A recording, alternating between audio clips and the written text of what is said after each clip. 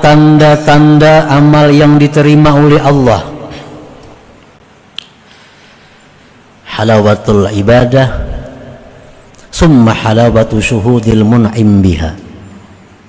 Ini tandanya suatu taat yang diterima Allah.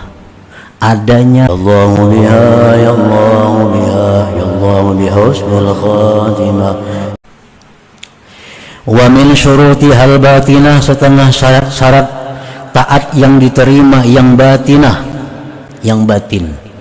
Pertama, al-ikhlas. Semua persyaratan zahir sudah terpenuhi, tapi batinnya satu, ikhlas. Apa itu ikhlas?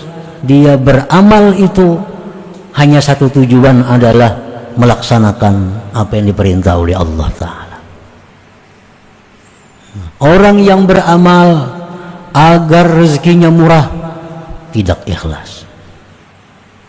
Orang yang beramal dengan tujuan selamat dari bahaya tidak ikhlas. Orang yang beramal dengan tujuan supaya orang yang kada bayar hutang kada ikhlas. Ikhlas itu adalah memurnikan Allah dalam tujuan. Jadi beramal ini tidak ada tujuan selain satu, mencari keridhaan Allah kah, atau mendekatkan diri kepada Allah kah, atau menjunjung perintah Allah kah. Nah, itu contoh-contoh yang ikhlas dalam beramal. Allah Ta'ala berfirman dalam hadis kudusi, wahai manusia, ikhlaskanlah amal kamu itu untuk Allah. Murnikan tujuan beramal itu untuk Allah. Karena Allah tidak menerima amal kecuali yang murni bagi Allah Subhanahu wa Ta'ala. Wa minha, setengahnya lagi dari syarat-syarat taat diterima yang batin, adamul ujubi bil amal, ketiadaan ujub dengan amal. Ikhlas sudah ikhlas ini. Nah, ujub, jangan ada merasa bahwa beramal itu kehebatan dirinya. Jangan ada merasa beramal itu kekuatan dirinya. Jangan ada merasa beramal itu adalah merupakan kesanggupan dirinya. Bila demikian, ujub. Nah, bila ujub ini, maka ibadahnya, amal taatnya itu Allah tidak berkenan. Mestinya kita beribadah kepada Allah itu kita ingat bahwa ini adalah dari Allah Subhanahu wa Ta'ala. Kita bisa beribadah dari Allah, bukan dari kekuatan kita, bukan dari kemampuan kita. Selama kita beribadah itu ada ujub, Allah kada akan berkenan. Wa minha adamul idlal, setengahnya lagi syarat yang batin agar taat diterima Allah, tidak ada idlal. Idlal ini artinya apa? Merasa ada hak di sisi Allah karena ibadah, karena taat itu. Nah, itu idlal. Itu mesti tidak ada dalam hati kita. Jangan ada kita dengan ibadah itu, dengan taat itu, merasa kita ada hak di sisi Allah. Nah, bila demikian, ibadah kita kada akan sampai ke hadirat Allah Subhanahu wa Ta'ala. Rasulullah SAW bersabda, inna salatal mudil la turfa fawqa ra'si. Sembahyang orang yang merasa ada hak di sisi Allah itu kada terangkat dari kepalanya, apalagi sampai ke langit, apalagi sampai ke hadirat Allah Subhanahu wa Ta'ala. Kita ini beribadah, lalu kita merasa ada hak di sisi Allah. Nah, ini kalau dibiarkan kita, andai katanya berdoa lalu kada kabul, merasa aneh. Kenapa Allah kada ngabulkan doaku? Nah, merasa aneh. Itu akibat dari idlal ini. Ini sudah dibaca, ini sudah dilaksanakan, ini sekian kali, kenapa kada kabul juga? Nah, rasa aneh Allah kada mengabulkan doa kita. Ini akibat dari idlal itu, karena dia merasa punya ada hak di sisi Allah. Nah, itu merusak ibadah kita.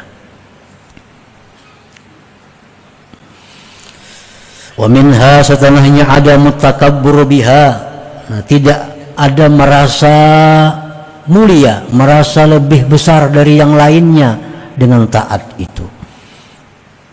Sapa kawanan nih, inya aja saya kurang tahajud, lalu inya merasa dirinya paling baik pada kawan-kawannya. Nah, ini sudah tanda tahajudnya ditolak oleh Allah. Wa adamul istisghari man lam yaf'alha, dan tiada mengecilkan orang yang tidak memperbuatnya. Kita bisa berzikir 10.000 sehari, ada kawan 1.000, inting 1.000 asal ada apa-apa, nama anggap remeh kawan yang 1.000 itu pertanda bahwa amal kita pun tidak diterima oleh Allah Subhanahu wa ta'ala. Nah, itu contoh-contoh daripada syarat batin agar sebuah taat itu diterima oleh Allah Subhanahu wa ta'ala. Maka semestinya seorang hamba itu tidak memandang kepada bentuk taat, rupa taat, karena rupa taat itu kadang menuntut akan adanya penerimaan Allah. Walaupun setiap taat pasti diterima, kada. Nah, karena sesuatu yang mengandung akan dia daripada penyakit zahir batin tadi yang merusak, yang mencegah bagi diterimanya. Karena yang dipandang dengan taat itu diterimanya, bukan adanya. Ibadah yang sedikit tapi diterima itu jadi besar. Ibadah yang banyak kalau tidak diterima tidak ada manfaatnya. Jadi jangan dipandang rupa taat. Jangan kita hanya memikirkan urusan rupa taat, tapi yang lebih penting lagi bukan hanya sekedar rupa taat yang kita pikirkan, yang kita fokuskan, tapi hendaknya bagaimana supaya taat ini bisa diterima oleh Allah Subhanahu wa ta'ala. Alamatu qabulil a'mal, tanda-tanda amal yang diterima oleh Allah. Halawatul ibadah, summa halawatu syuhudil mun'im biha. Ini tandanya suatu taat yang diterima Allah. Adanya kelezatan, adanya manis dalam taat itu, dan adanya kelezatan memandang Tuhan yang memberikan nikmat dengan taat itu. Jadi beribadah itu ada rasa terhibur, beribadah itu ada rasa nikmat, nikmat dengan ibadahnya, nikmat dengan Tuhan yang memberikan ibadahnya itu. Nah, jadi bila kita itu beribadah nyaman, nikmat, nah itu salah satu tanda ini diterima. Itu tandanya. Yang kedua, al-unsu billah. Orang yang taat ini diterima taatnya, dia akan jinak dengan Allah. Dia akan selalu berada di hadratullah. Nah, dia sangat sulit meninggalkan tempat yang jauh dari rahmatnya Allah. Masjid ini tempat rahmatnya Allah. Majlis ta'lim, majlis zikir, tempat rahmatnya Allah. Nah, dia sangat berat meninggalkan itu. Nah, itu al-unsu billah. Itu tandanya, tanda ibadah yang taat diterima itu. Sembahyang zuhur itu 4 rakaat. Nikmat. Jaka boleh 10 rakaat digawinya, tapi kada boleh. Daripada nyamannya sembahyang zuhur tuh. Nah, itu contohnya. Baca tasbih 33 itu dari Nabi. Subhanallah 33, Alhamdulillah 33, Allahu Akbar 33. Begitu baca subhanallah, nyamannya hati dengan subhanallah ini, nyamannya hati dengan Allah. Jakanya boleh lebih pada 33, 100 ya itu dibacanya. Nah, itu tanda al-unsu billah, rasa jinak dengan Allah. Itu tanda bahwa Allah berkenan dengan taat kita ini. Membaca salam sudah hilang pada masjid. Mestinya masjid itu kan tempat rahmatnya Allah. Andai kata diterima, berarti jinak, berat meninggalkan masjid itu. Tandanya lagi al-iktifa bi'ilmillah, dia merasa cukup dengan pengetahuan Allah. Ini berbuat taat, ini sudah cukup, Allah tahu, yang lain biar kada tahu kata Bapak. Nah, al-iktifa bi ilmillah, dia merasa cukup dengan pengetahuan Allah.